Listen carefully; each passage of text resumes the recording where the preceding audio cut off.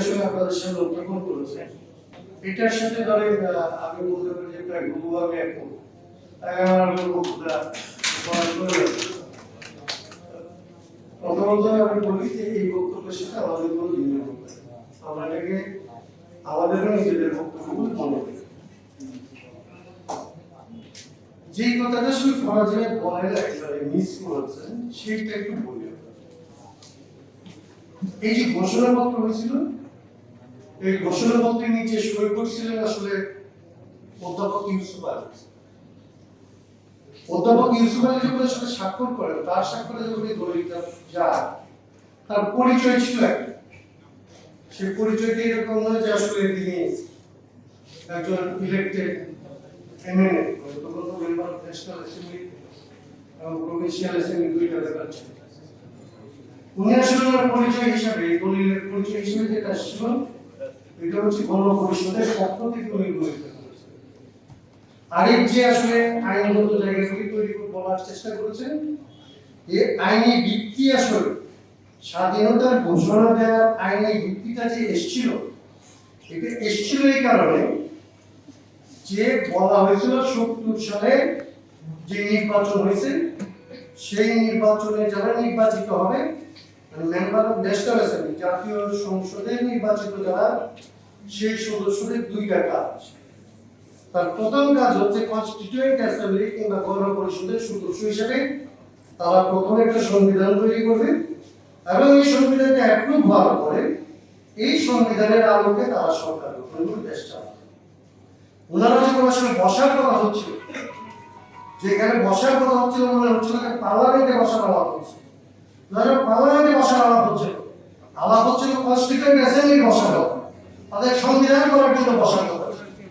শেখ মুজিবের ৭ মার্চের যদি ভাষণ আপনারা লক্ষ্য করে দেখেন উনি বলছেন যে কি অপরাধ করেছিলাম, আমাদেরকে আমাদের দলকে এই দেশের মানুষ ভোট দিয়েছে, আমরা জাতীয় সংসদে বসবো শাসনতন্ত্র তৈরি করবো।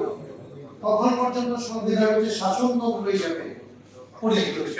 তার মানে কথাটা বলছি দুইটা কারণ। এক হচ্ছে যে আজকে একটা তর্ক এরকম করা হচ্ছে যে যদি জাতীয় পরিষদ কিংবা সংসদীয় নির্বাচন করা হয় তাহলে তো আসলে কনস্টিটিউয়েন্ট অ্যাসেম্বলি কিংবা রিফর্ম অ্যাসেম্বলি যাই আপনি নাম দেন, সংবিধান সংস্কার সভা বলেন, সংবিধান পুনর্বিবেচনা সভা বলেন, যাই হোক একটা নাম আপনি দিলেন, একটা রিফর্ম অ্যাসেম্বলি যদি আপনি করেন এইটা করে তারপরে এটা এই সংবিধান গ্রহণ করে তারপরে আরেকবার নির্বাচন করতে করতে তো আসলে জাতীয় সংসদের নির্বাচন আপনি পিছিয়ে দিচ্ছে। যারা আসলে আগে আগে নির্বাচন করতে চায় তারা এই সংবিধানের রিফর্মের ব্যাপারটাকে এই সংবিধানের সংস্কারের ব্যাপারটাকে তারা এমন করে বলতে চান যে এটা জাতীয় সংসদ নির্বাচনকে আসলে পিছিয়ে দেওয়ার একটা অজুহাত হিসাবে এটাকে সামনে আনা হচ্ছে। আমাদের জায়গা থেকে যেটা জেএসডি বলেছে আমাদের জায়গা থেকে আমরা বলছি যে না এটা দরকার নেই, পিছিয়ে দেওয়া হবে। ৭০ সালের যে উদাহরণ, ৭০ সালের এখানকার যে অভিজ্ঞতাকে কাজে লাগালেই সম্ভব যে আপনি একটা নির্বাচনের ভেতর দিয়েই আপনি দুইটা দায়িত্ব সম্পন্ন প্রতিনিধি নির্বাচন করতে পারেন। যারা প্রথমে বসে একদিনই হতে পারে, এটা এক সপ্তাহেই হতে পারে, প্রথম যেইভাবে আসলে সংবিধান সংশোধন হয় সেইভাবেও হতে পারে, সেইভাবে প্রথম অধিবেশনেই আপনি এটা আসলে সংশোধন করে ফেলতে পারেন, সংস্কার করে ফেলতে পারেন। কারণ আমরা বলছি কি কি সংস্কার হবে, কোন কোন জায়গায় আপনি সংস্কার করবেন, কি কি বিষয়ে সংস্কার হবে এটা নিয়ে আলোচনা হচ্ছে।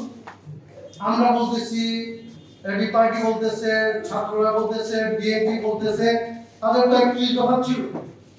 কথাটা হচ্ছে যে ৩১ দফা থেকে তারা ৫ তারিখে পরে আরো পিছিয়ে যাবে নাকি ৩১ দফার পরে তাদের আসলে আরেকটু বাড়বে, এইটা নিয়ে একটা আলাপ হতে পারে। ৫ তারিখের পরে জনগণের আকাঙ্ক্ষা কি আরো চাহিদা কি আরো একটু সামনে এসছে নাকি ৫ তারিখের পরে এটা পিছিয়ে গেছে। বিএনপির আজকালকার যে সমস্ত কথাবার্তা বলে তাতে মনে হয় যে জনগণ ৫ তারিখ থেকে পেছনে চলে গেছে, তারা ৩১ দফায় যে সমস্ত কথা বলছিল সেখান থেকে পিছনে গিয়ে আজকে সংস্কারের বিরোধিতা করছে। তাদের কেউ এমন কথাও বলছেন যে যারা সংস্কারের কথা বলছে তাদের হাত ভেঙে দিতে হবে, তো এটা করতে হলে তো তাদের যে হাত পাকার জন্য তাদেরকে ইউনিয়নে যেতে হবে।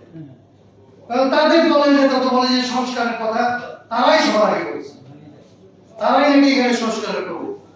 এই যে স্ববিরোধিতা, এই জায়গাগুলি এই জায়গাগুলির কোনো প্রয়োজন নেই, এগুলি খুবই ভালো খিলওয়ালা হচ্ছে। একটা এরকম সময়ে দেশের যখন ধরেন এক ধরনের সবাই মিলে একটা বড় রকমের পরিবর্তনের ভেতর দিয়ে যাওয়ার পরিস্থিতি, সেরকম সময়ে আরো দায়িত্বশীল, আরো সহনশীল এবং গঠনমূলক আলোচনা হওয়া দরকার।